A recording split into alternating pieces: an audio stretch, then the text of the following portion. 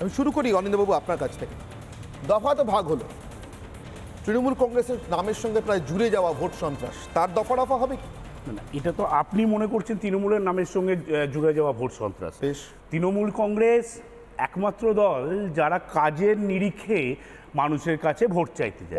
অনেক কথা আপনারা বলেছিলেন, আমি আসছি জিজ্ঞাসা করছি, বলি অনেক কথা আপনারা বলেছিলেন 2021 সালে বিধানসভা নির্বাচন 8 দফায় ভোট হয়েছিল, আপনার বোধহয় মনে আছে। কেন্দ্রীয় বাহিনী এসেছিল, ভোট হয়েছে, তাতেও কি ফলাফল হয়েছে? মানুষ হাত তুলে আশীর্বাদ করেছে তৃণমূল কংগ্রেসকে। তাতেও তারপরে মানুষকে ঘর ছাড়া করতে, খাস কলকাতায় পিটিয়ে কাউকে মেরে দিতে আপনাদের হাত কাঁপেনি? আমার মনে আছে পঞ্চায়েত ইলেকশনের কথা আপনি বলছিলেন। অনিন্দ্যবাবু বিধানসভা কথাতে যখন এলেন, বলছি তারপরে তো খাস কলকাতায় অভিজিৎ বাবু খুন হয়েছে। না, আমি আপনাকে বলছি, মানে জাস্ট পিটিয়ে মেরে দাও, পিটিয়ে। এই যে চুরি করেছিলেন নাকি? আজকাল তো চোর তো গণপ্রহার দিলে লোকে পুলিশের কাছে যেতে। না, যে কোনো খুনই আমার কাছে সেটা দুর্ভাগ্যজনক, দুঃখজনক। আপনি বলুন তো, পঞ্চায়েত ইলেকশনে তৃণমূলেরই সব থেকে বেশি লোক মারা গেল। যখন তৃণমূলের লোক মারা যাচ্ছে, সেটা কি আপনাদের কৃতিত্ব? না, আমাদের আপনারা সরকার চালাচ্ছেন। আপনাকে বললাম যে কোনো মৃত্যু আমার কাছে দুঃখজনক। তৃণমূলের, আমি তো অভিজিৎ বাবু দল বলিনি, আমি কি একবারও দল বলেছি? আপনি খেয়াল করে দেখুন, আমি কিন্তু দল বলিনি অভিজিৎ বাবু কোন দল করতেন, এখনো বলছি না। তারা কারণ উনি বিজেপি করতেন না, তৃণমূল করতেন না, সিপিএম করতেন, সেটা জরুরি নয়। ওনার মা যখন ওনাকে জন্ম দিয়েছিলেন, তখন কি বিজেপি, সিপিএম, তৃণমূল, কংগ্রেস ছাপ মেরে জন্ম দিয়েছিলেন? দেননি তো। আমার কাছে মায়ের জন্ম দেওয়া এই প্রাণটা খুব জরুরি অনিন্দ্যবাবু, সেই জন্য জিজ্ঞাসা করছি। আমি তো তৃণমূলের লোক বেশি মারা গেছে বলে কি প্রমাণ করছি? আমি তো সেই কথা আপনাকে বলছি। এটা কি কৃতিত্ব? এটা কি কৃতিত্ব? তাহলে কেন দাবি করছেন?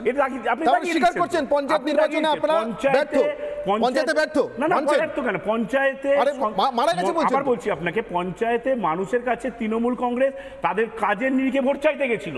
বিরোধীরা তো সেরকম কিছু কাজে নেই তাদের, তারা কি নিয়ে ভোট চাইতে গেছিল আপনি বলুন তো।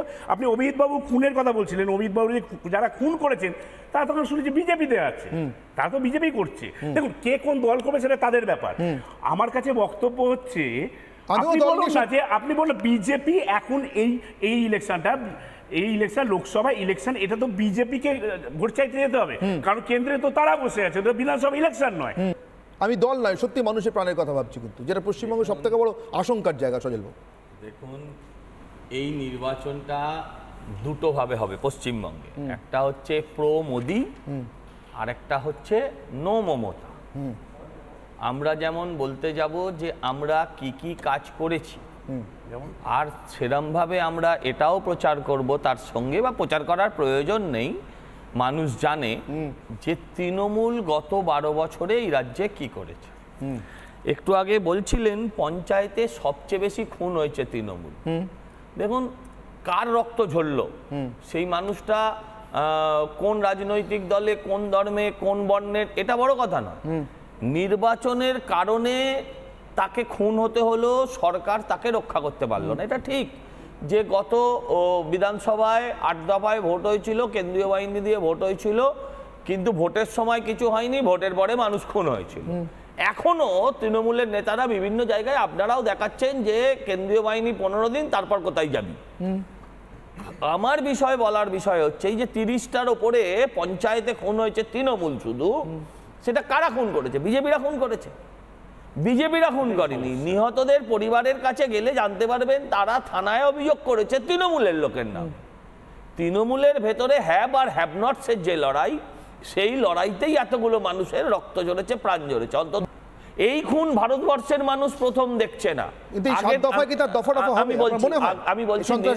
আমি বলছি নির্বাচন হলে আগে উত্তরপ্রদেশে খুন হতো, বিহারে খুন হতো, এখন ওরা সেই কাজ করে না। শুধু খুনের রাজনীতি একমাত্র বয়ে চলেছে সেই বাম জামানা থেকে আজকে মমতা জামানা অবধি, সেটা হচ্ছে তৃণমূল। আর 7 দফায় যেটা হবে যে 7 দফায় নির্বাচনে কিছু হবে না, যেহেতু এবার থেকে সেন্ট্রাল ফোর্স অনেক আগে এসছে, আমরা আশাবাদী সেন্ট্রাল ফোর্স তারা সঠিকভাবে পরিচালিত হবে। যদি সঠিকভাবে পরিচালিত হয়, এখনই যে সমস্ত নেতারা ভয় দেখাচ্ছে যে ফোর্স চলে গেলে কি করবি, তাদেরকেই প্রথমে পালিশ করা দরকার, তাদেরকেই ভালো করে আরতি করা দরকার।